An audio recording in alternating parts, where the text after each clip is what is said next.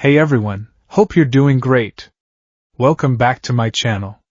In today's video, we'll dive into what if Deku inherited the crown of light. Smash that subscribe button, and be sure to peek at the description below. Let's begin. The world had a weight to it that Izuku Midoriya hadn't noticed before. It wasn't a physical pressure, not like the suffocating embrace of the sludge villain he just escaped, but a spiritual one. A heaviness that settled deep in his bones and stole the very air from his lungs. Each step he took away from the rooftop felt like wading through setting cement.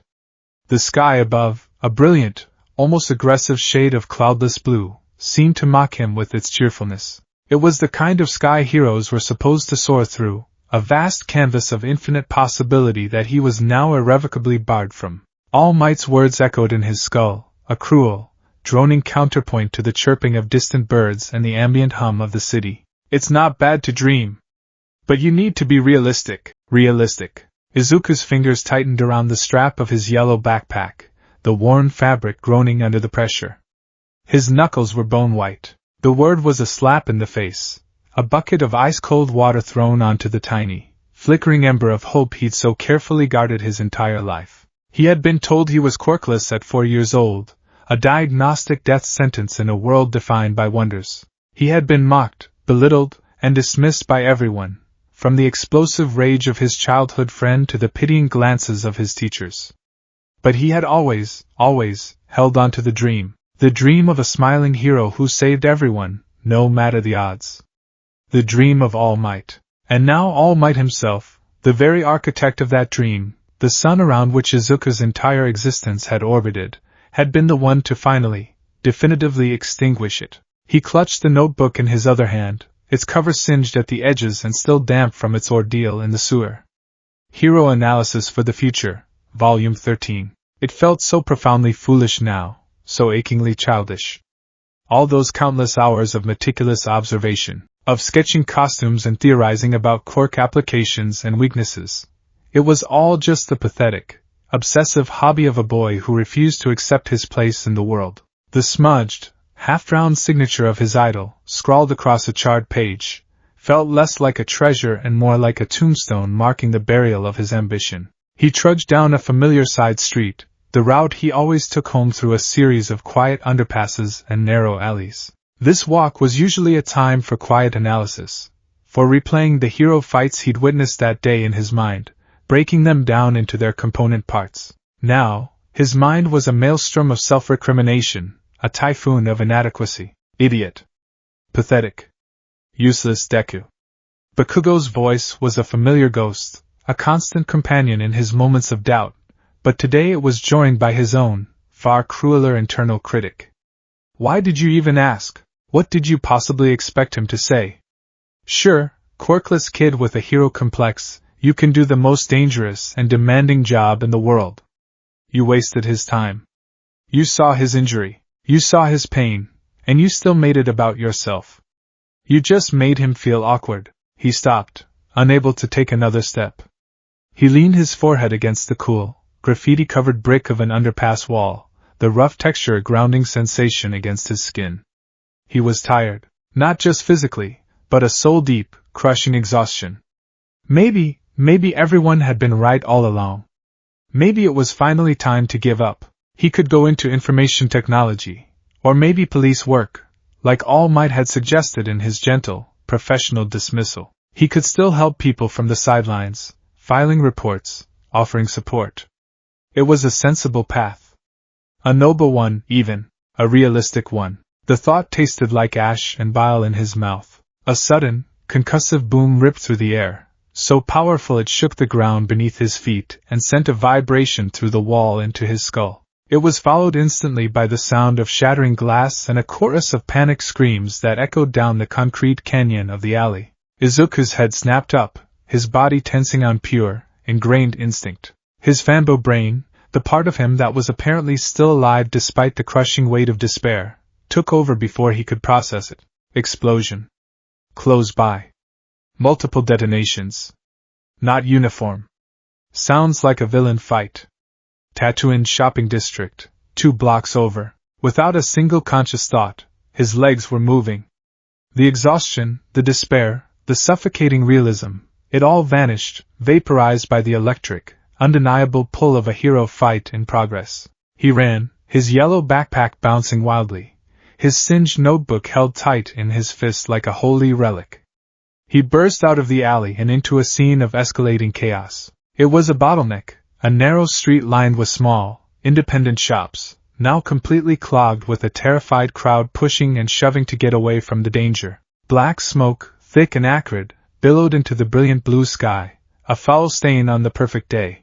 Up ahead, angry orange flames licked at the side of a convenience store, and the familiar forms of pro-heroes were on the scene, their colorful costumes stark against the gray smoke. Death Arms was there, his massive, rock-like arms straining to hold back a buckling metal signpost that threatened to crash down onto the fleeing civilians. Kamui Woods was a whirlwind of motion, his wooden limbs snaking through the crowd to pull people to safety, forming living barriers to guide them away. The rookie hero, Empty Lady, was struggling, her gigantification quirk a liability in this claustrophobic environment. "I need at least a two-lane road if I'm gonna get through here," she grumbled, her voice a frustrated boom that rattled the windows of the nearby buildings. Izuku, on autopilot, pushed his way through the frantic crowd, his analytical mind kicking back into high gear, overriding his grief with the familiar rhythm of observation and assessment. It's a hostage situation. Villain has someone contained. Death Arms is tied up with structural support, Kamui is on full-time evacuation, and Empty Lady is completely neutralized by the terrain. Backdraft is handling the fire, but he can't approach the villain directly because of the hostage.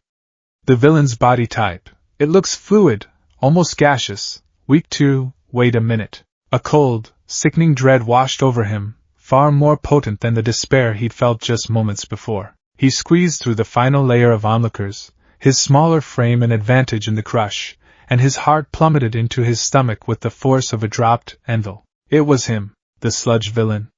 The very same one All Might had captured and triumphantly bottled up not 30 minutes ago. The one that had fallen from the hero's pocket while he was distracted, while he was talking to Izuku. No. Oh no. No.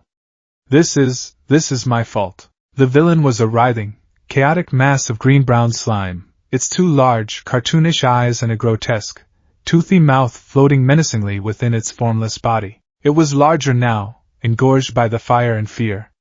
And trapped inside, being actively suffocated, was a thrashing figure. Spiky ash-blonde hair. The familiar black Gakurin uniform of Aldera Junior High. And the frantic, popping bursts of explosions, smaller and weaker than usual, erupting uselessly from within the sludge.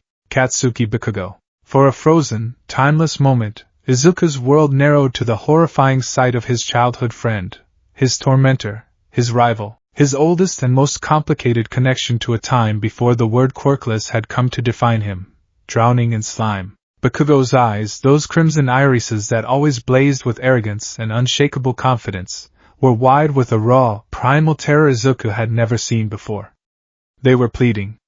Suffocating. He was clawing at the sludge encompassing his face, trying desperately to breathe, his powerful explosions becoming little more than desperate, muffled firecrackers. The heroes were shouting, their voices laced with impotence. "I can't get a solid grip on him. My fists just go right through." Death Arms yelled, his frustration palpable. "My lacquered chain prison would just burn up in the fire. I can't risk making it worse." Kamui added, his voice tight with frustration as he pulled another civilian clear. They couldn't do anything. They were standing there, powerful and capable heroes, but completely neutralized by the specific circumstances of the attack. And Bakugo was dying. In front of hundreds of people, and it was Izuku's fault. My fault. My fault. I distracted All Might. I wasted his precious time. I made him drop the bottle. My fault. My fault.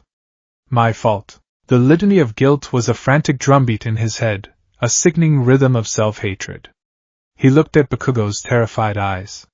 He looked at the helpless heroes. He looked at the horrified crowd, their faces illuminated by the flashing lights of emergency vehicles and the hungry flames.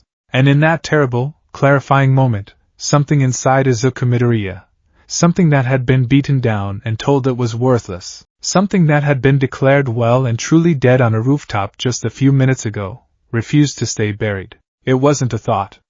It wasn't a plan. It was a pure, absolute, undeniable instinct. His eyes locked onto Bakugo's. For a split second, through the slime and smoke, their gazes met. And in Bakugo's eyes, beneath the terror, Izuku saw it. A look he had never seen aimed at him, or at anyone. He looks like he's asking for help. Izuku's legs moved. He didn't know why. His body just went, a puppet whose strings were pulled by a force deeper than reason. He broke through the flimsy police tape like it was paper, the snapping sound barely registering. He heard the heroes shout behind him, a chorus of alarm. "Hey! Kid! Stop! Get back here! It's not safe!" But their voices were distant, muffled by the roaring in his ears, a sound like a tidal wave. The world seemed to slow down, stretching like taffy. His yellow backpack, heavy with textbooks and shattered dreams, slipped from one shoulder. It swung forward in a clumsy, fateful arc, and from its unzipped maw, Hero Analysis for the Future, Volume 13 tumbled out. It fell to the cracked asphalt, flipping open in the hot wind gusting from the fires. It landed on a page he had sketched just last week, a theoretical hero of his own creation named Lux. The drawing depicted a slender figure cloaked in flowing light, with notes scribbled in his frantic, messy handwriting in the margins. Quirk, hope manifest. Convert strong, positive emotions, especially selflessness and the desire to save, into pure light energy. Not an attack quirk, a salvation quirk. As his running feet pounded the pavement, passing the open notebook, a desperate, impossible, all-consuming prayer screamed from the deepest, most hidden corners of his soul. I can't let him die. I have to save him. Someone save him. It wasn't a wish for power for himself. It wasn't a desire for glory or recognition. It was a pure, unadulterated, selfless plea for another person's life. It was hope, raw and untainted, distilled to its most potent form in the crucible of his own fresh despair. And in that moment, in the space between one frantic heartbeat and the next, something answered. It began as a warmth in his chest, a gentle, spreading sensation like sinking into a hot bath on a freezing day. It was pleasant, comforting, but then it grew, blossoming from a spark to an ember to a raging bonfire in the span of a single second. It wasn't hot, not in a burning, destructive way, but it was intensely, overwhelmingly bright. A golden light, the pure, untarnished color of the first rays of dawn breaking over a dark horizon, began to leak from the pores of his skin. The sludge villain turned its chaotic, floating eyes toward the skinny, green-haired boy charging at it with nothing but a school uniform and a wild look of terror. A cruel, gurgling laugh formed in its slimy throat, a sound like mud bubbling. "Another fly for the web! Eager to die, are you?" But as Izuku got closer, the light intensified exponentially. It wasn't just leaking anymore. It was pouring out of him, a silent, radiant explosion of pure energy. The very air around him seemed to hum with a gentle, harmonic frequency, a sound like a distant choir.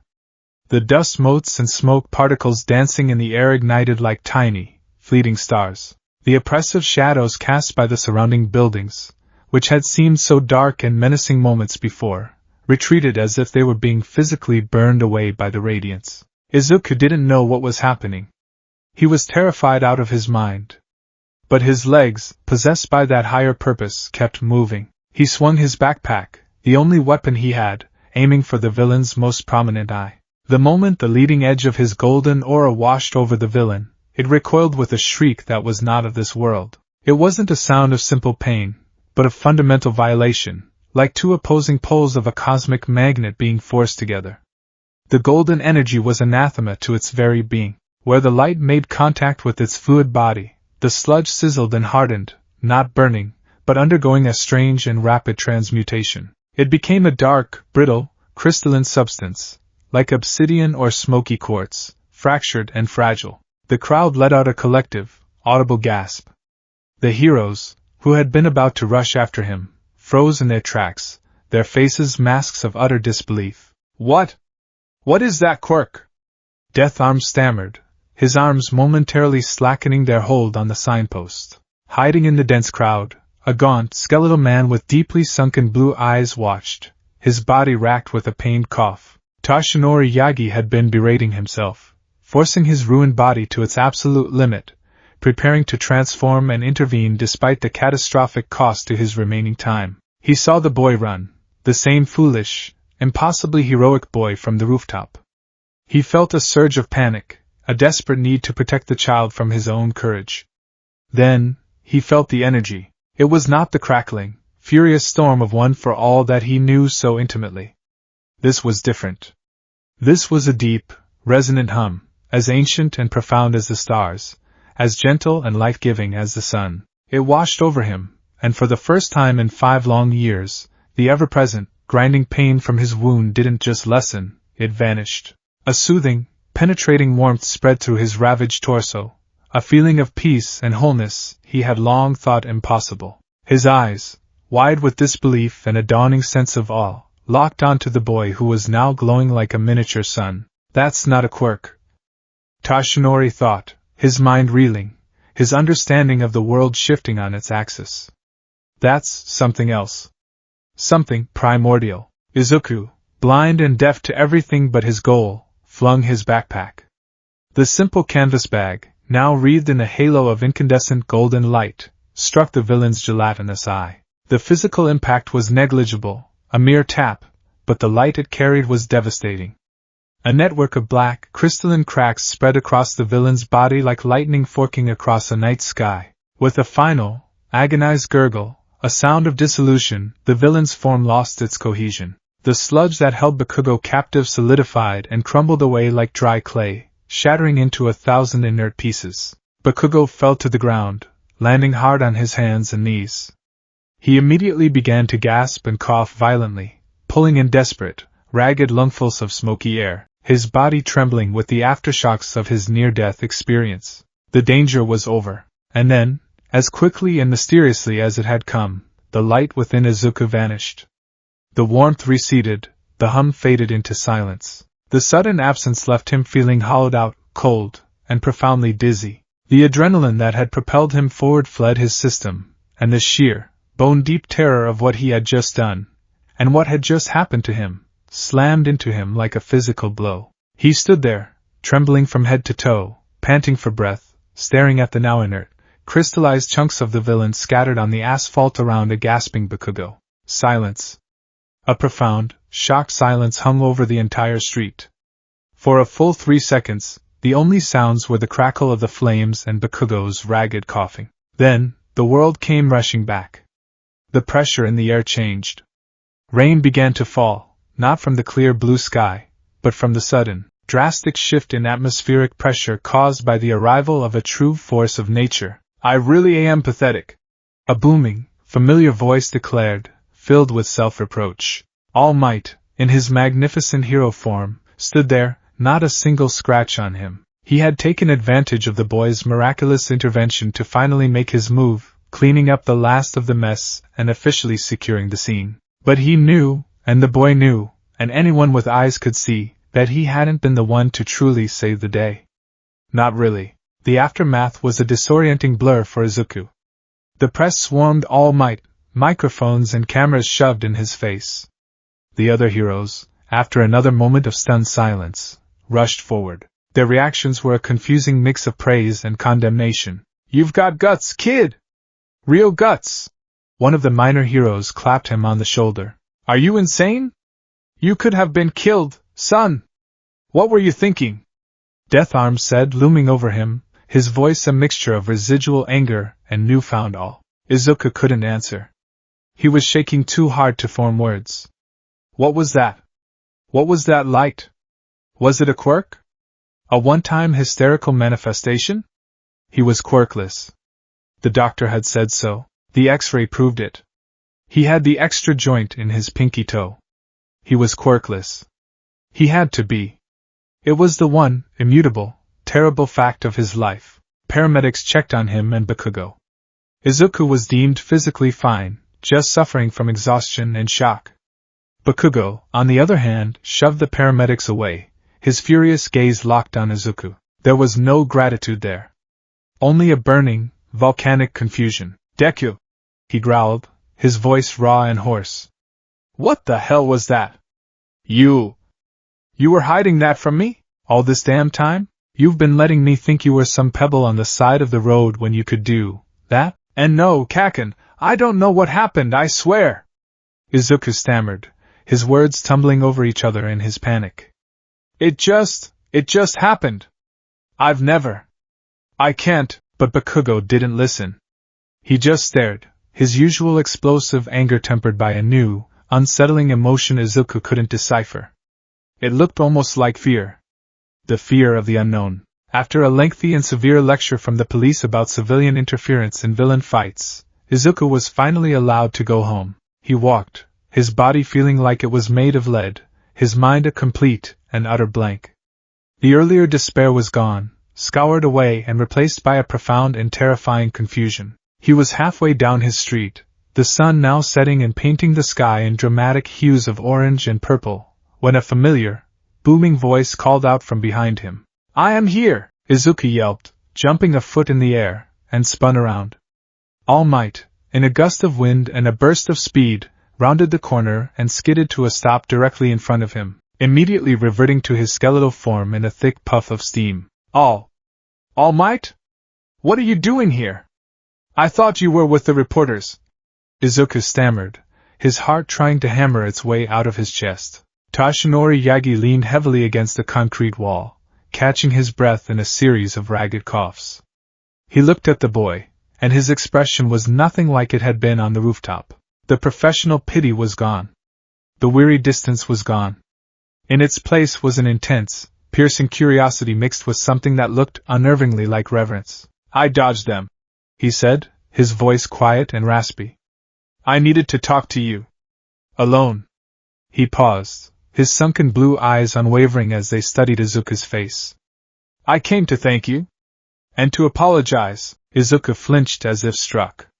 Apologize? For what? This was all my fault. If I hadn't grabbed onto you, you wouldn't have dropped the villain, and Kaken would never have been in danger. The heroes were right to scold me. No. Toshinori interrupted, his voice firm enough to cut through Izuku's frantic rambling. That's not what I meant.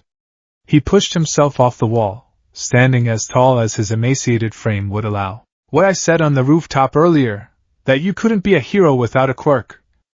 I was wrong. Utterly, fundamentally, and completely wrong. Izuku's breath hitched. His eyes, already wide, grew wider still. A familiar burning sensation began behind them. Today, All Might continued, his voice softening with an unreadable emotion. In that street, surrounded by experienced pros, you, a boy who was told his entire life that he was powerless, were the only person who truly acted. The rest of us were paralyzed by logic, by risk assessment, by the limitations of our own abilities. But you moved before your mind could tell you no. You acted out of a pure, selfless instinct to save a life. That is the essence, the very core, of heroism. He took a step closer, his sunken eyes boring into Izuku's. Tell me, young man. And be honest. That light, you truly have no idea what it was, do you? Izuku shook his head frantically, the dam of his composure finally breaking as hot tears began to spill over and trace paths down his freckled cheeks. No! I swear! I am quirkless, the doctor told me when I was 4. I have the extra joint in my pinky toe. It's impossible. I don't have a quirk. He was rambling, desperate to make the symbol of peace understand that he was a fraud, a fluke, that the miracle everyone had witnessed had nothing to do with him. I believe you, Toshinori said calmly, which only served to confuse Izuku even more. I don't think what we saw today was a quirk. Not in the way our modern world understands them. He looked up at the darkening sky, at the first stars beginning to prick the deep violet canvas. His expression was distant, contemplative. Quirks are a biological phenomenon, the next stage in human evolution, tied to our DNA. But there are stories, my boy, ancient texts, fragmented myths from a time before the dawn of quirks, stories of primordial powers. Forces of nature that chose to be housed in human form. They weren't genetic. They were chosen. He looked back down at Izuku, his gaze heavy with a significance that made the boy's skin tingle. These powers, the legends say, were tied not to the body, but to the spirit. To a person's core essence. They speak of two such forces, cosmic opposites locked in an eternal struggle. One, a power of consumption, of taking, of domination. A shadow born from overwhelming despair and insatiable greed. He paused, letting the weight of the words sink in. And the other, a power of creation, of giving, of salvation. A light born from unwavering hope and absolute self-sacrifice. Izuku stared at him, his mind struggling to build a framework for this fantastical, impossible story. It sounded like something out of a comic book, not a conversation with the world's #1 hero. What are you saying? I'm saying, Toshinori said, placing a gentle but firm hand on Izuku's trembling shoulder. That I believe you are the newest vessel for that second power. The legends called it many things, but the most common name was the Crown of Light. That radiance today wasn't a tool you used, young Midoriya. It was you. It was your hope, your desperate, selfless need to save your friend, made manifest. The heroes couldn't act because their quirks were unsuited for the situation. But your power, your true power, was perfectly suited, because the situation called for exactly what you are at your very core, a savior. The tears were flowing freely now, silent streams of overwhelming, world-altering emotion. All the years of pain, of loneliness, of being told he was less than nothing, a defective part in a world of functioning people, and now, the greatest hero in the world was telling him he was something more than human. Then, Toshinori's expression turned grim, the brief flicker of wonder in his eyes replaced by a harsh reality. It is because of this revelation that I must confess something to you. My quirk, the one that makes me All Might, is not what it seems. It is not my own. It is a sacred torch, a covenant passed down from one generation to the next, a stockpile of power called One for All. With quiet gravity, he explained the nature of his quirk, the sacred legacy he had inherited, and the grievous, life-altering injury he had sustained 5 years prior from a villain of unparalleled evil, a man who could steal quirks, a man named All for One. As proof, he lifted his shirt, revealing the horrific, deeply puckered scar that dominated his left side, a ghastly vortex of ruined tissue. I have been searching for a successor, Toshinori admitted, his voice barely a whisper. Someone worthy to inherit One for All and carry on the legacy of the symbol of peace. When I saw your selfless act today, my first, overwhelming instinct was to offer it to you. You, who ran into danger without a quirk, without a plan, without a thought for your own safety. You possess the heart of a true hero more than anyone I have ever met in my entire life. Izuku's heart hammered against his ribs so hard he thought it might break. The chance, the dream, the one thing he had wanted more than life itself, it was right there, being offered to him. But I cannot, All Might said, and the finality in his tone was as absolute as a slamming vault door. Izuku's world, which had just soared to impossible, stratospheric heights, came crashing back down to earth with devastating force. Why not? He whispered, his voice cracking, the hope draining from him once more. Think of it this way, my boy. Toshinori explained, his voice patient and deliberate, like a professor explaining a complex but vital theorem. One for All is a raging inferno, a massive, almost uncontrollable stockpile of energy that takes an incredibly strong and prepared vessel to even contain without blowing their own limbs off. We spend years preparing a successor's body just to handle the strain. He gestured to Izuku's chest. Now consider your power. This Crown of Light, as the old texts might call it. From what I felt today, from what I witnessed, it is an equally immense, primordial force, an energy as fundamental as gravity or time itself. To ask one body, one spirit, to contain two such cataclysmic powers, it would be like trying to bottle two suns in a single glass jar. It wouldn't make you stronger. It would annihilate you. You would burn out from the inside before you ever had a chance to use either power to its full potential. The logic was sound, irrefutable, and utterly devastating. Yet, Izuku understood. It wasn't a rejection based on his worth. It was a protection based on a terrifying physical reality. So, All Might concluded, his gaze softening once more into that of a concerned mentor. I cannot make you my successor in the way I had intended.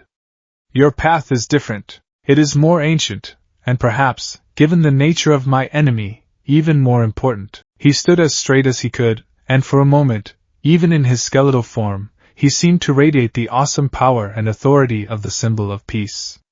His voice resonated with conviction. Young Midoriya, you possess a power that the world has not seen in centuries.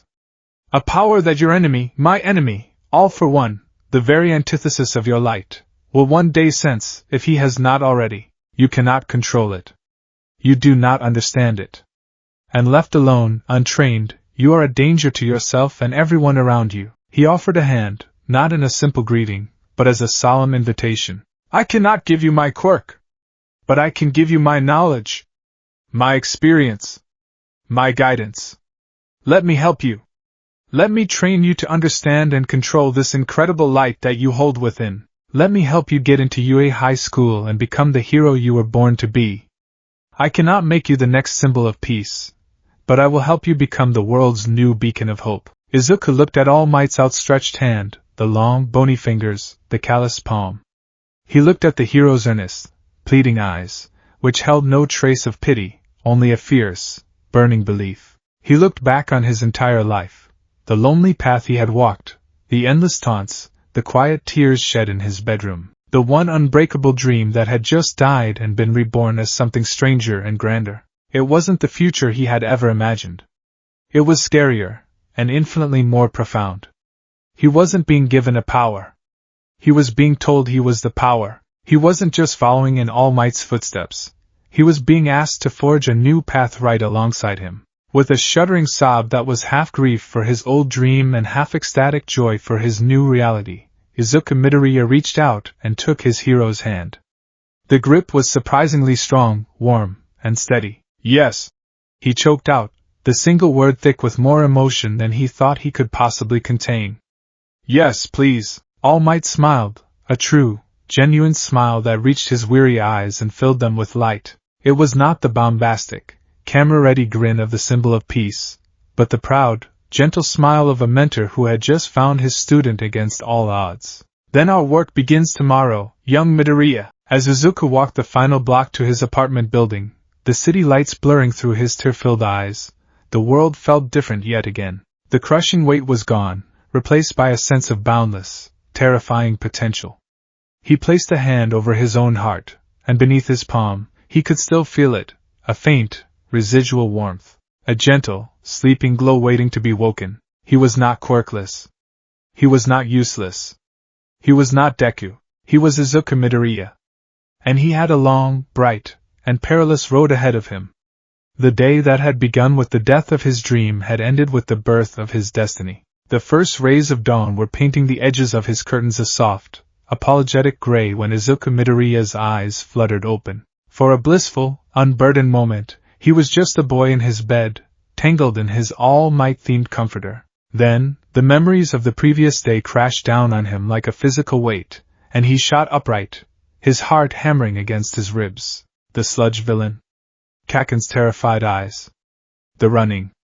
The light. He looked down at his hands, turning them over and over in the dim morning light. They were just hands. His hands. Freckled, slightly calloused from years of frantic note-taking, but otherwise unremarkable. There was no residual glow, no lingering warmth. For a terrifying second, he wondered if he had imagined it all. A stress-induced hallucination? A dream born from the crushing weight of his idol's rejection? Then his eyes fell on his yellow backpack, slumped by his desk. Its strap was frayed from where he'd swung it. Next to it, his notebook, Hero Analysis for the Future, Volume 13, lay open, its pages still slightly warped from the sewer water, All Might's signature a bold, defiant smudge. And on his phone, a single, unread message sent from an unknown number at an hour long past midnight. Dagoba Municipal Beach Park. 5 a.m. Your first day begins now. T.Y. It was real. All of it. A wave of nausea and exhilaration washed over him in equal measure. He wasn't just a fanboy anymore. He was a student. All Might's student. He scrambled out of bed, his movements clumsy with a nervous energy that felt like lightning under his skin. He dressed in a simple tracksuit, his hands shaking so badly it took him 3 tries to tie his iconic red sneakers.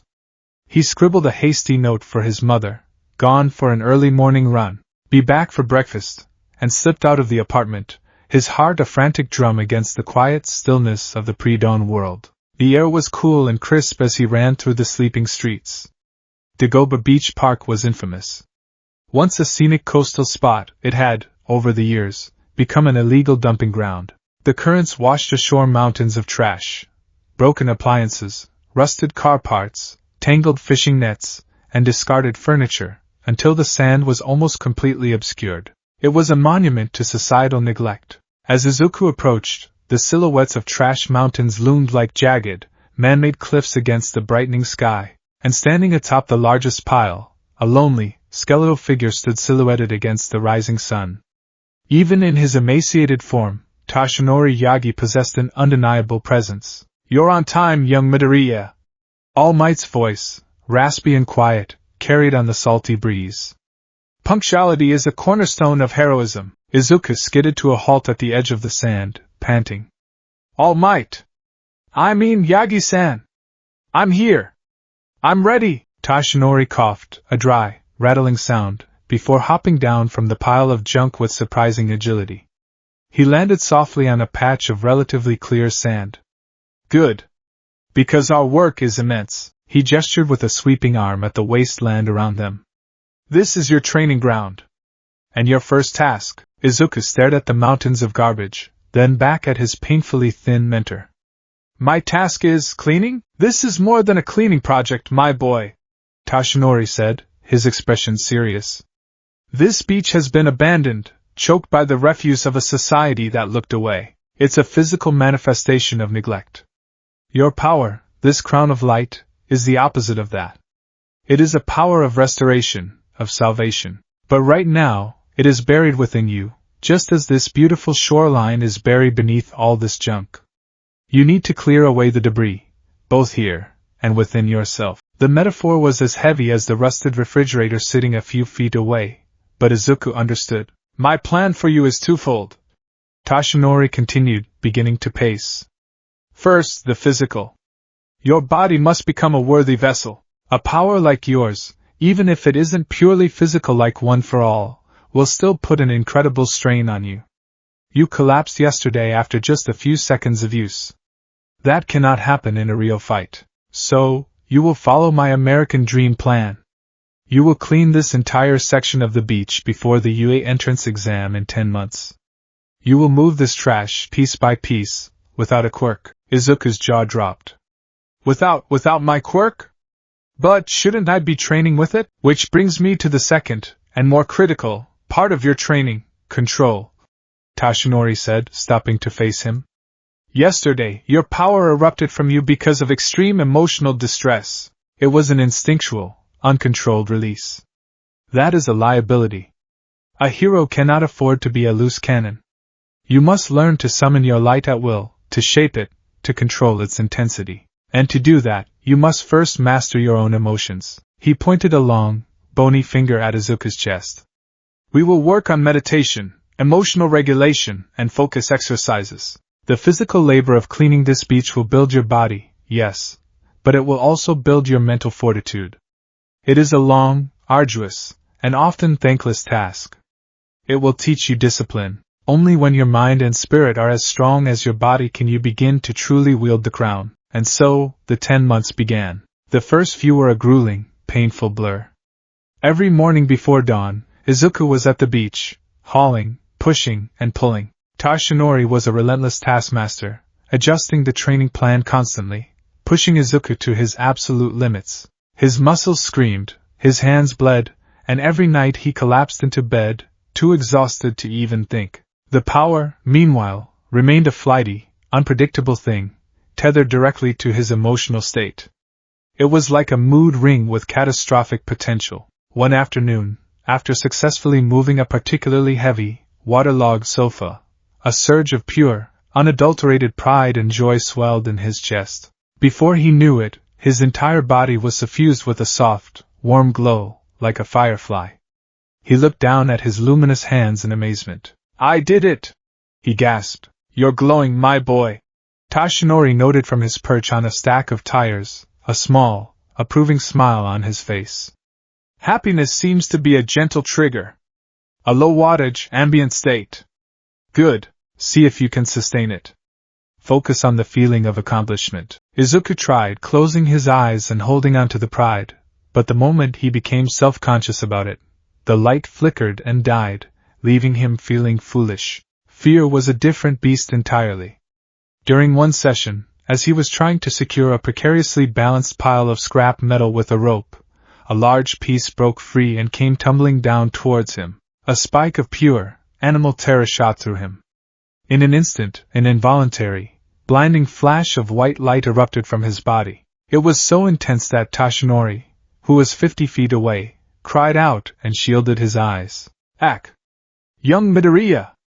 Warning next time! He yelled, blinking spots from his vision. The metal crashed harmlessly to the side, and Izuku was left panting, the smell of ozone in the air. I'm sorry! I didn't mean to. I just got scared. Defensive mechanism, Toshinori mused, rubbing his eyes. A high-intensity, disorienting burst. Useful, but dangerously uncontrolled. If your friends had been standing next to you, you would have blinded them. We need to work on that. The most curious manifestation was the warmth. When his mother Inko would fret over his exhaustion, her worry was a palpable force in the room. Izuku, feeling a deep wave of love and a desire to comfort her, would often find his hands growing pleasantly warm. One evening, he placed his hand on her shoulder to reassure her, and she sighed, her tense muscles visibly relaxing. Oh, Izuku, she said, her voice soft. You always know how to make me feel better. You're so warm. He hadn't even realized he was doing it. It was a gentle, passive effect, born from empathy and compassion. The power wanted to soothe. It wanted to help. The true turning point, the incident that changed the entire scope of his training, came 5 months in. Izuku's body had transformed. The scrawny, soft boy was gone, replaced by a lean, wiry frame corded with hard-earned muscle. He had cleared nearly half the beach, a Herculean feat that had reshaped not only the landscape but his own self-perception. He was attempting to move a massive, rusted truck axle, a piece of junk that had defeated him for a solid week. Toshinori was shouting encouragement from the sidelines. Come on, young Midoriya! Engage your core! It's just a piece of metal! You are stronger than it is! Izuku strained, his muscles screaming, his teeth gritted. He felt a familiar surge of frustration and determination, but the axle wouldn't budge. He let out a yell and gave one final, desperate heave. The axle tilted, shifted, and then rolled back, pinning his leg against another piece of scrap with a sickening crunch. Pain, white-hot and absolute, exploded from his ankle. He screamed, collapsing to the sand. Toshinori was by his side in an instant, his heroic instincts overriding his physical weakness. Young Midoriya! Are you alright? Speak to me, my ankle!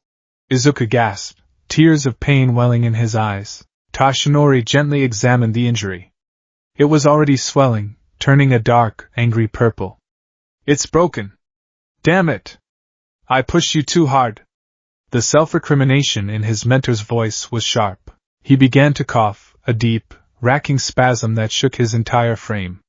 When he pulled his hand away from his mouth, it was stained with a shocking amount of bright red blood. Izuku's own pain was forgotten. He stared in horror at the blood. He knew about All Might's injury, had seen the scar, but this was the first time he had witnessed such a visceral, terrifying symptom of it. The sight triggered something deep within him. It wasn't just fear for his mentor, it was a profound, overwhelming wave of empathy. He could almost feel the ragged, burning pain in Toshinori's side, the chronic exhaustion, the sheer force of will it took for this man to stand, let alone mentor a student. He's in so much pain, the thought screamed in his mind. He's killing himself to help me. I can't let him suffer. I have to help him. Please let me help him. It was the same desperate, selfless plea he'd felt in the alley with Bakugo, but this time it was focused, intimate, and born of love for his mentor. He reached out, his hand trembling, and placed it on Toshinori's side, directly over the ruined flesh beneath the thin t-shirt. He wasn't trying to activate his power. He was just trying to offer comfort. But the crown of light responded. It wasn't a flash or a gentle glow. It was a concentrated, silent surge of energy, pouring from Izuku's palm into Tashinori's body. The light was a brilliant, pure gold, so dense it looked almost liquid. It sank into Tashinori's shirt, and from within, a soft luminescence became visible, outlining the horrific scar tissue. Tashinori gasped, his eyes wide with shock. The pain from his chronic injury, a constant companion for 5 long years, didn't just fade. It was expelled. A feeling of profound, restorative warmth, deeper and more potent than anything he had ever imagined, flooded his ravaged torso. He could feel torn muscles gently stitching themselves together, inflamed tissues being soothed, ancient, knotted scar tissue softening. It wasn't a complete healing. The damage was too old, too catastrophic. But it was a tangible, undeniable mending. Izuku felt the power draining from him at an alarming rate. It was like opening a floodgate. He felt Tashinori's agony as a phantom sensation in his own side, a psychic echo that was nearly overwhelming. The world began to spin, his vision tunneling to a pinpoint. The last thing he saw before he blacked out was Tashinori's face, his sunken eyes wide with an expression of absolute, thunderstruck disbelief. When Izuku awoke, he was lying on a blanket on a clear patch of sand, his head pillowed on his own folded tracksuit top. His ankle was expertly wrapped and splinted. The sun was higher in the sky, and Tashinori Yagi was sitting beside him, staring out at the ocean, his expression unreadable. "You're awake," Tashinori said, his voice quiet. He didn't look at Izuku. What happened?" Izuku asked, his own voice hoarse. He pushed himself up, his body feeling drained and hollow. "You healed me," Tashinori said, the words simple, yet carrying the weight of a miracle. "Not completely. But the pain is gone. For the first time since my fight with him, the constant, grinding pain is just gone." He finally turned to look at Izuku, and his eyes were filled with an awe that bordered on fear. "That wasn't just light, my boy. That was life. Pure, restorative life energy. This power of yours, it's far greater and more complex than I ever imagined." He stood up, pacing the sand with a new energy. "And that confirms it. I cannot guide you alone. This is beyond my expertise. It's beyond the expertise of almost anyone alive." He stopped, his decision made. "There's only one person I trust to understand the strategic and existential implications of what you are." "Who?" Izuku asked, struggling to sit up properly. "The principal of UA High School," Tashinori declared.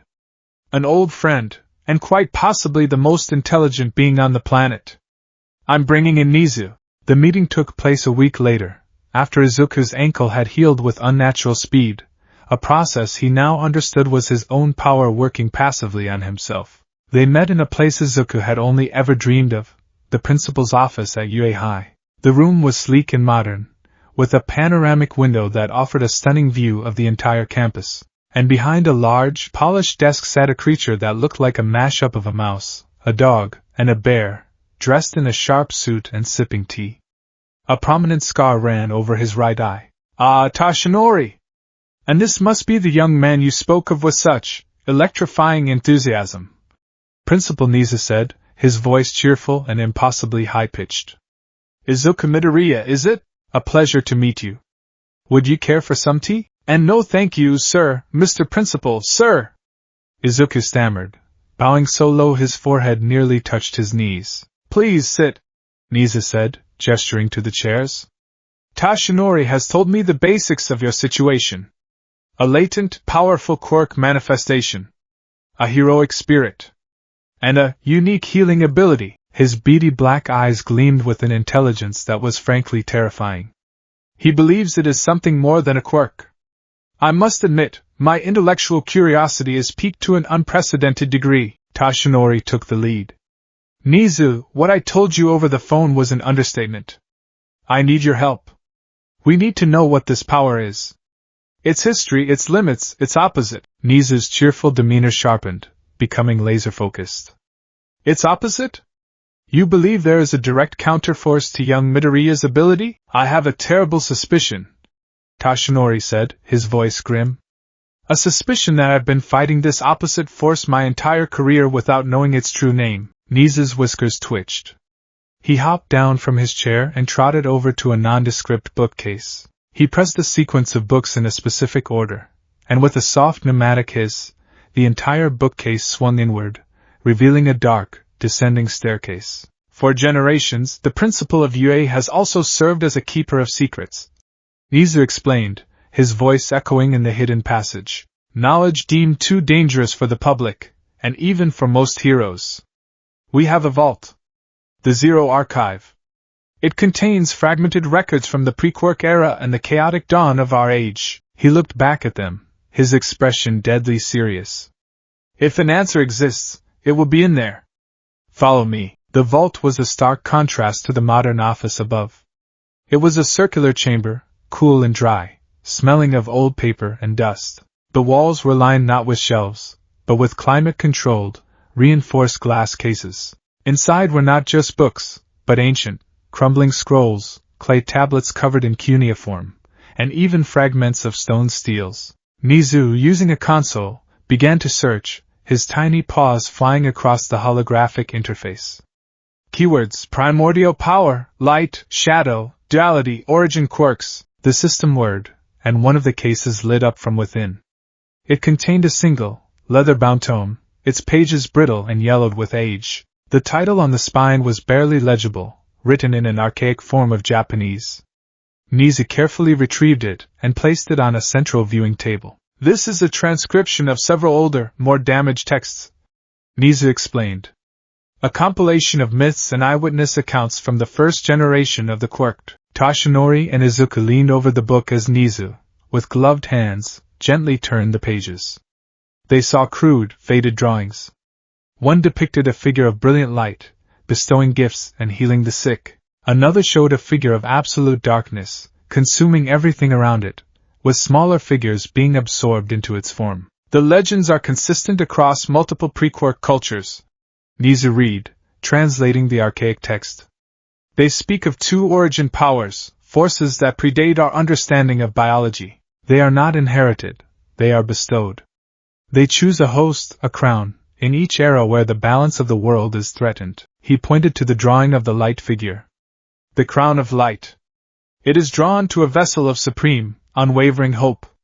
A spirit of pure self-sacrifice. Its nature is to create, to restore, to protect, and to inspire. Izuku felt a shiver run down his spine.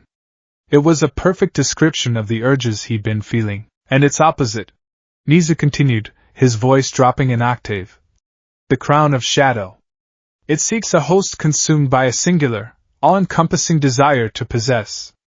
A spirit of ultimate greed and consumption. Its nature is to take, to hoard, to dominate, and to extinguish. A terrible, cold dread began to pool in Izuku's stomach.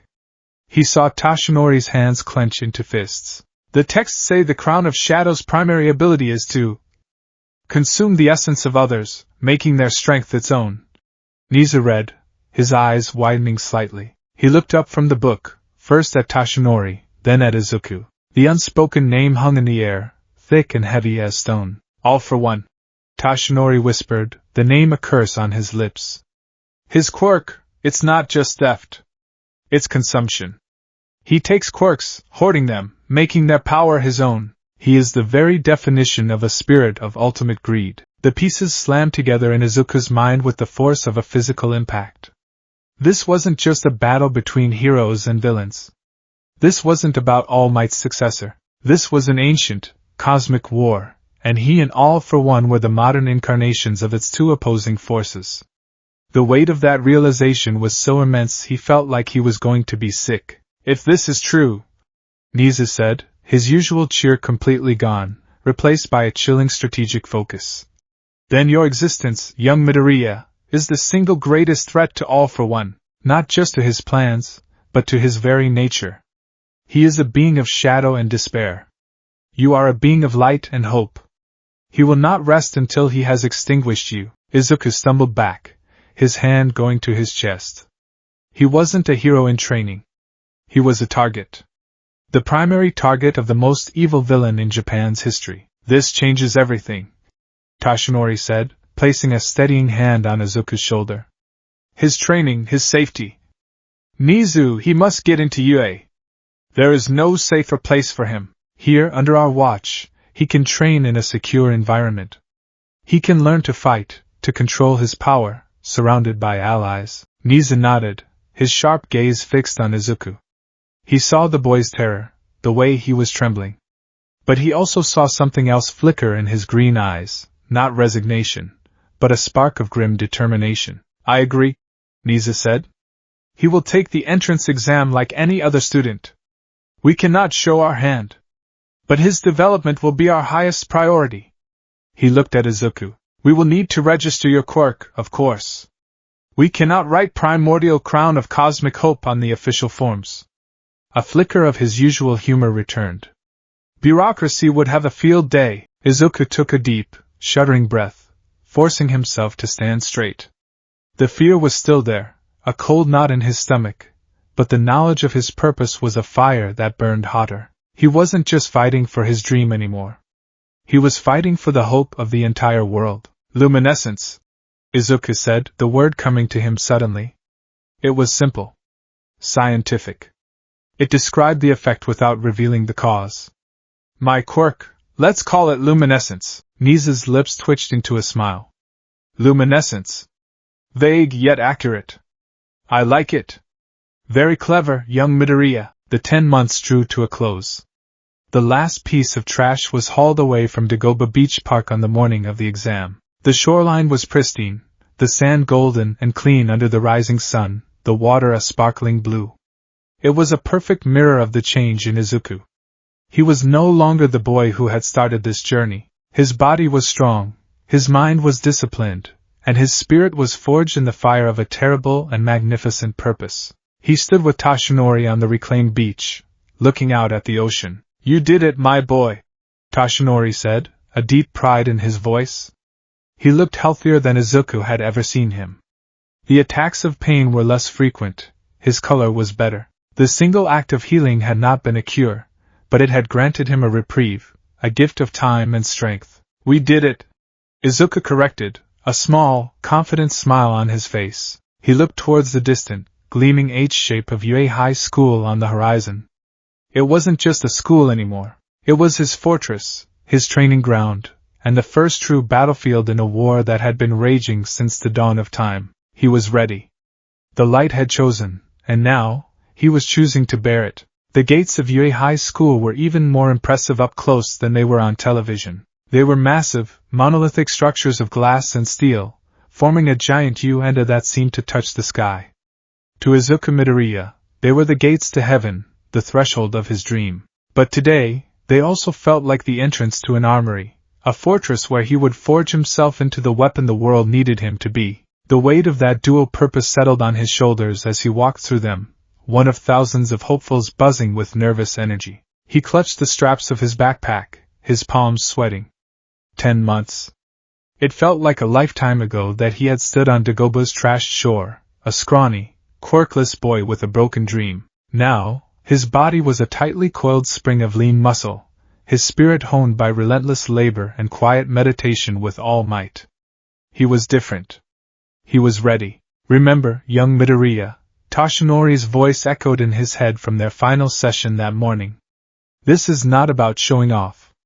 It's not about scoring the most points. It is about demonstrating what kind of hero you intend to be. Your power is not a hammer. It is a beacon. Use it as such. He was so lost in thought that he didn't see the crack in the pavement. His foot caught, and with a yelp of surprise he pitched forward, gravity taking merciless hold. For a horrifying, split second, he imagined his grand entrance to UA culminating in a faceplant in front of hundreds of his potential classmates. Great start, Izuku. Real heroic. But he didn't hit the ground. He stopped, suspended in midair, a strange, floaty sensation washing over him. A gentle hand was pressed against his back. Whoa there! Are you okay? A bright, cheerful voice asked. It'd be a bad omen to trip before we even get started, right? He was gently set back on his feet. He turned to see a girl with a round, friendly face, rosy cheeks, and big, expressive brown eyes. Her brown hair was cut into a neat bob. She held her hands up in a placating gesture, her fingertips glowing with a soft pink energy. Sorry for using my quirk on you without asking. I just figured you wouldn't want to fall, she said with an easy smile. Izuku's brain, which had been primed for high-stakes combat and cosmic destiny, short-circuited completely in the face of simple, human kindness. His face exploded into a blush so intense it was practically a heat source. Thank you. It's fine. No problem. I'm okay. You're very kind.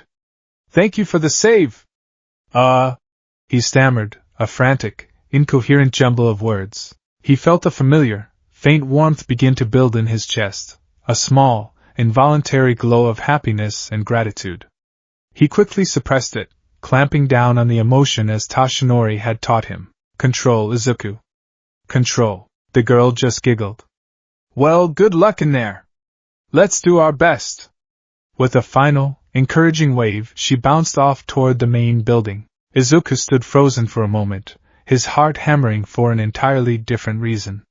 He finally managed to get his legs working again and shuffled inside, his face still burning. The written exam was a blur of logic problems, complex ethics questions, and modern hero law. It was challenging, but his years of obsessive analysis and note-taking served him well. He felt confident he'd passed. Then came the physical portion. They were all gathered in a massive, darkened auditorium.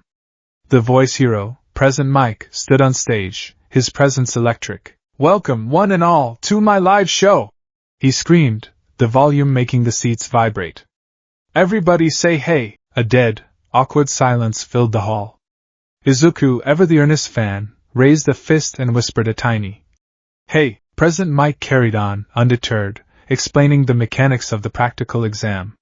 They would be sent to massive, simulated cityscapes and would have 10 minutes to score points by disabling villain bots. There were 3 types, 1-pointers, 2-pointers, and 3-pointers, varying in size and difficulty. As Present Mike explained the rules, a tall, well-built boy with dark blue hair and glasses shot to his feet, his arm chopping the air with rigid precision. Excuse me, sir. A question, he boomed. On the printout, there are 4 types of villains listed. If this is a misprint, it is a gross oversight for a prestigious institution like UA. He then pivoted, pointing a finger directly at Izuku. And you, with the green hair. You have been muttering and fidgeting this entire time. Your lack of focus is distracting to those of us who are taking this seriously. If you are not here to be a hero, then I suggest you leave. The spotlight effect was instantaneous. Hundreds of heads turned to stare at Izuku. He shrank in his seat, his face flushing crimson again. He hadn't even realized he'd been doing it, his old habit of muttering analysis re-emerging under the pressure. Oh man, I got called out. I'm a distraction. This is so embarrassing. He felt a flash of fear, not of the boy, but of the attention, and had to actively fight down the instinct to unleash a disorienting burst of light. Breathe in, breathe out. Anchor yourself. He focused on Tashinori's calm, steady voice in his memory, and the rising tide of light subsided. Present Mike calmly explained that the 4th villain was a 0-pointer, an arena trap worth no points and best avoided. With a final, ear-splitting plus ultra, the briefing was over, and the examinees were herded on to buses designated for their respective battle centers. Izuku found himself at the gates of Battle Center B. The cityscape within was incredibly realistic, a sprawling maze of skyscrapers, office buildings, and residential streets. He stood amidst a crowd of other examinees, all stretching and psyching themselves up.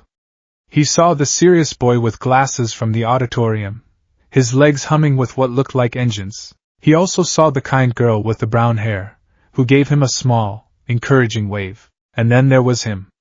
Leaning against the wall, radiating an aura of bored, explosive arrogance, was Katsuki Bakugo. Their eyes met across the crowd.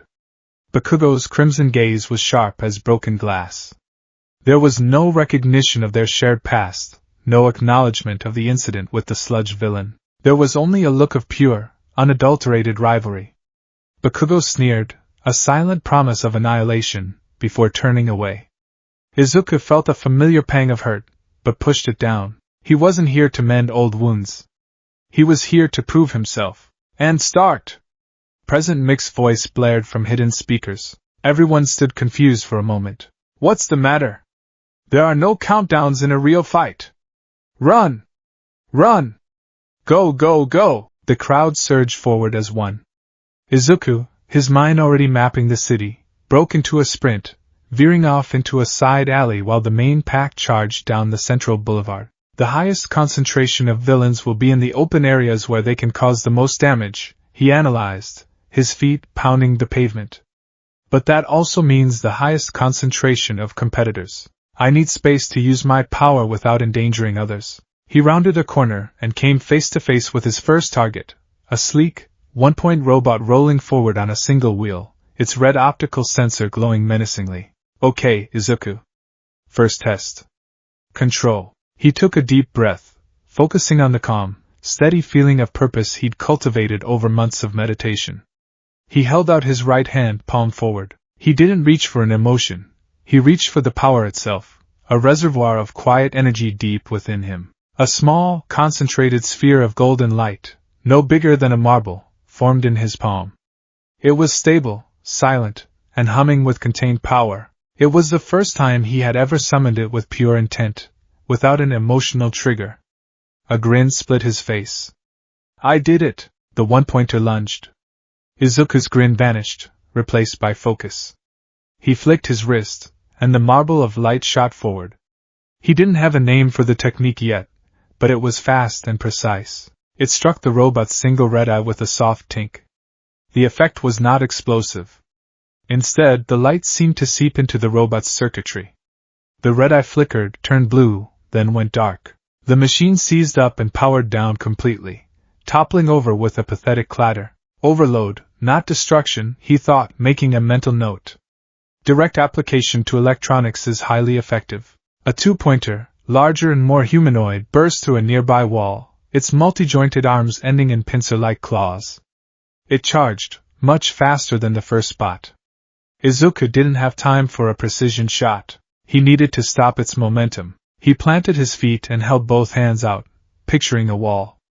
Not a physical wall, but a wall of pure energy. He drew on his power, and a translucent, shimmering golden barrier, 10 feet wide and 10 feet high, materialized in the air in front of him. It hummed with a low, resonant frequency. The two-pointer slammed into the hard light barrier with a deafening screech of metal on energy. The barrier held firm, not even vibrating from the impact. The robot, its momentum completely arrested, staggered back, disoriented. Izuku saw his opening. He let the barrier dissolve and channeled his energy into his legs, a technique Gran Torino had suggested in theory and he'd been practicing. He coated his sneakers in a thin layer of hard light, reducing their friction to almost zero, and propelled himself forward with a small, controlled burst of light from his palms. He shot across the asphalt like a figure skater, closing the distance in an instant. He leaped, spinning in the air, and delivered a powerful kick to the robot's head. His physical strength, honed by months of hauling trash, was considerable. The kick, augmented by a final, concussive pulse of light that flared from his shoe on impact, was devastating. The robot's head was sheared clean from its shoulders, and it collapsed in a shower of sparks. Villain points. 1-2 is equal to 3. It was a start, but he was burning through energy. He needed to be more efficient. He spent the next few minutes navigating the city, using a combination of his techniques. He used small, focused light projectiles. Lances of light, he decided to call them, to disable robots from a distance. He used hard light barriers not just for defense, but for offense, materializing them suddenly to trip up charging robots or pin them against walls. His mobility was his greatest asset. He could create small, angled ramps of light to launch himself to rooftops, or use controlled bursts from his hands and feet to navigate the urban canyons with a strange, gravity-defying grace. From the observation room, a wall of monitors showed the chaos unfolding in the various battle centers. A gallery of pro-heroes, the UA faculty, sat watching, taking notes. That kid from the recommended list, Todoroki, is incredible, Snipe commented, watching as a wave of ice flash froze a dozen robots at once. He ended his test in the first 2 minutes, as expected of Endeavor's son. Midnight purred. But look at Battle Center C. That explosive kid, Bakugo, has an amazing grasp of his quirk's offensive and mobility applications. His score is skyrocketing. Aizawa Shota, his face a mask of bored indifference, said nothing. His gaze was fixed on a different screen, the one showing Battle Center B. He watched as a green-haired boy in a tracksuit created a shimmering wall to block a three-pointer, then vaulted over it using a ramp of his own creation to deliver a disabling blow from behind. His quirk is versatile. Aizawa grunted, his interest piqued despite himself. The quirk, registered as luminescence, was far more complex than its name suggested. It was defensive, offensive, and provided incredible mobility. It was a hero's quirk. But his control is flashy. He's burning through stamina. Next to him, Recovery Girl squinted at the screen. There's something else to it, Shota. A warmth. Look at the other examinees near him. They seem calmer. Nizu, sitting in his high chair at the center of the console, just smiled, his whiskers twitching. Indeed. A most fascinating boy. He watched as Izuku, after disabling a three-pointer that was menacing another examinee, paused and created a small, static orb of gentle, warm light that hovered in the air. The other student, who had been panicking, took a deep breath, nodded at Izuku, and ran off to find more points, his fear visibly lessened. He's not just fighting, Nizu thought. He's inspiring hope, even on a small scale. Just as you said he would, Toshinori. Back in the city, Izuku was beginning to feel the strain. A cold sweat beaded on his forehead. The deep well of energy he'd felt at the start of the exam was beginning to feel shallower. He'd racked up a respectable 45 villain points, but he knew the top contenders would have more. He rounded a corner and saw her, the kind girl from the entrance. Ochako Uraraka. She was touching robots, causing them to float helplessly into the air, before releasing them to crash back to the ground. Zero gravity. A powerful quirk, but she seems to be getting nauseous. As he watched, she released a two-pointer she had floated, but misjudged the landing. It crashed down onto a pile of rubble, which shifted and collapsed, trapping her leg. She cried out, more in surprise than pain, but she was stuck. Before Izuku could move to help, a massive shadow fell over the entire street. The ground began to tremble. A sound like a mountain grinding against itself filled the air as a colossal robot, taller than the highest skyscrapers, began to rise from the center of the city. Its body was a dark, menacing green, its head a massive block of steel with a single, unblinking red light. The zero-pointer. Panic erupted. Everyone who had been fighting nearby turned and fled. It's the zero-pointer! Run! It's not worth any points! Just get away! The logic was sound. It was an obstacle, not an objective. But Uraraka was still trapped, right in its path. She was struggling, trying to free her leg from the heavy debris, her face pale with fright as the giant robot took a thunderous step towards her. Izuku's blood ran cold. He saw her terrified eyes. He saw the impassive, unstoppable machine. He saw the fleeing backs of the other examinees. What would All Might do? The question wasn't even necessary. His body was already moving. Your power is a beacon, Toshinori's voice reminded him. But this situation didn't call for a beacon. It called for a miracle. He couldn't just punch it. He wasn't All Might. He didn't have that kind of overwhelming physical power. His light lances would be like throwing pebbles at a battleship. A barrier? The robot would walk through it like it was paper. Think, Izuku. Analyze. Its weakness. It's a machine. It relies on sensors, on internal circuitry. Don't destroy it. Disable it. He had an idea. A reckless, stupid, and incredibly dangerous idea.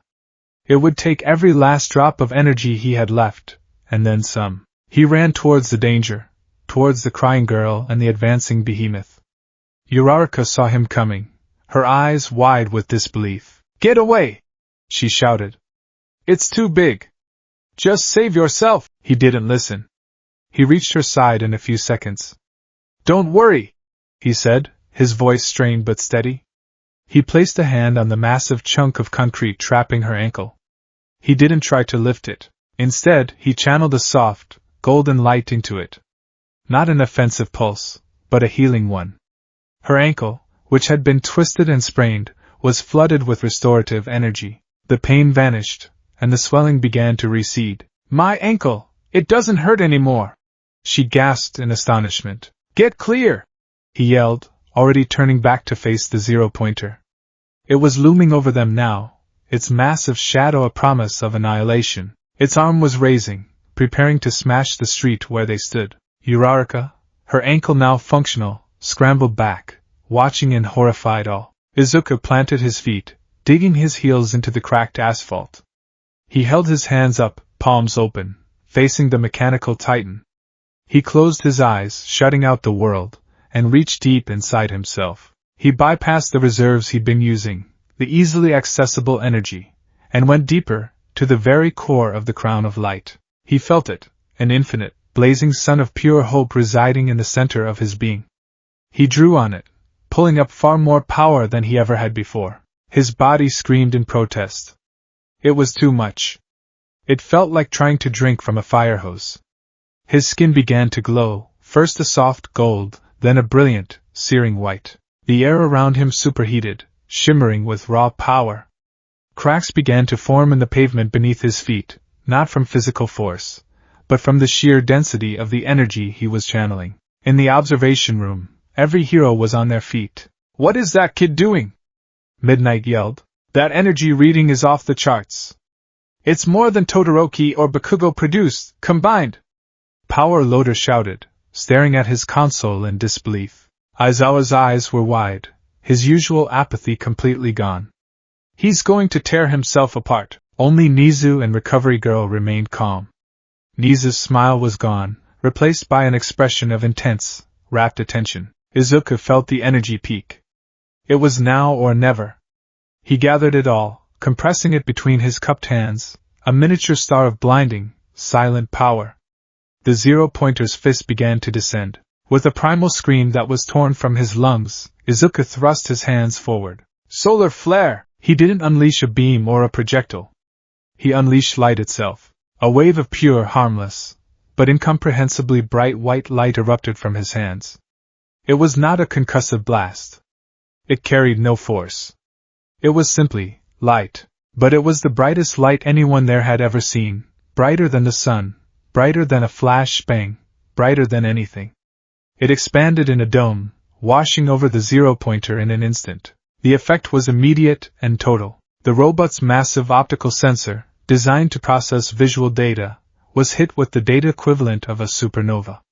It overloaded, fizzling out with a pathetic pop. Every unshielded wire, every delicate circuit board, every single electronic component within the robot's chassis was flooded with an overwhelming electromagnetic pulse generated by the sheer density of the light energy. Systems designed to handle volts were hit with terawatts of pure, chaotic information. The zero-pointer froze. Its descending arm halted a mere 20 feet from the ground. The menacing red light in its head sputtered and died. Every internal system crashed simultaneously. For a single, silent second, the Titan stood inert, a powerless metal shell. Then, with a groan of stressed metal, it began to keel over, its own immense weight its final enemy. It crashed backwards, away from Izuku, shaking the entire city block as it fell. Silence. The light from Izuku's attack faded. He stood there, smoke or steam rising from his body, his arms still outstretched. Then, the backlash hit him. The feeling of having an infinite sun inside him vanished, leaving an absolute, terrifying void. It felt like his very soul had been scooped out. His vision swam, the world turning into a blurry, tilting mess. His legs, which had been locked into place, gave out. He collapsed to his knees, then pitched forward onto the asphalt, completely and utterly spent. He was conscious, but only just. He could hear a distant bell ringing, signaling the end of the exam. He had won. He had saved the girl. But he couldn't move a single muscle. He heard footsteps running towards him. Uraraka. You were amazing! That was incredible! Are you okay? He tried to answer, but all that came out was a faint groan. Then, a small, elderly woman in a doctor's coat, Recovery Girl, bustled onto the scene, carrying a bag of gummies. All right, that's enough, dearie, she said, shooing Uraraka back. She knelt beside Izuku, her eyes, magnified by her visor, full of professional concern and a deep, scientific curiosity. My, to think a boy could produce an EMP of that magnitude with a light-based quirk. You completely fried it from the inside out. She leaned down and gave him a soft, gentle kiss on the forehead. Her quirk activated, and Izuku felt a wave of unnatural drowsiness wash over him as his body used its own remaining energy to rapidly heal the micro-tears in his muscles and replenish his stamina. It wasn't as potent as his own healing, but it was enough to bring him back from the brink. "You're a reckless one," she chided gently. "Just like him." She glanced over her shoulder, as if looking for someone. "You passed, though." "Oh my, did you pass?" Izuku, his consciousness fading into the forced slumber of Recovery Girl's quirk, felt a surge of relief. He had scored 45 villain points. A solid, if not spectacular, score. But as the teachers in the observation room reviewed the footage, a new tally began. "Look at this," Cementos said, pointing to a monitor. "Midoriya created a barrier to protect this examinee from a stray blast. That's a rescue, and here," Ectoplasm noted.